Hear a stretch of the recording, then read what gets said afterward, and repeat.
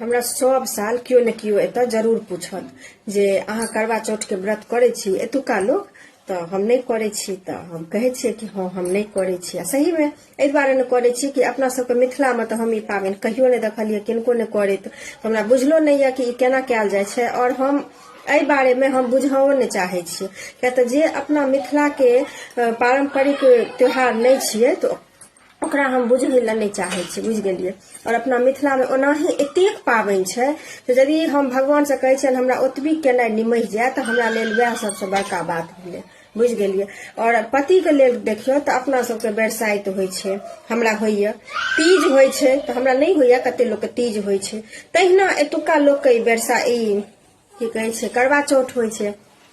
तो खैर कोनो बात नहीं, कते लोग मिथिलो के एत करे छथिन करवा चौथ के व्रत, तैसे हमरा कोनो ऐतराज नहीं है, बुझलिए। मगर अहाँ एक चीज देखियो, बरसाइत और तीज ल लियो, आइ तक अहाँ एहि पर कोनो कॉमेडी देखलिए या मजाक उड़बैत। मगर एकटा ई करवा चौथ जे छै हमरा बहुत खराब लगैया।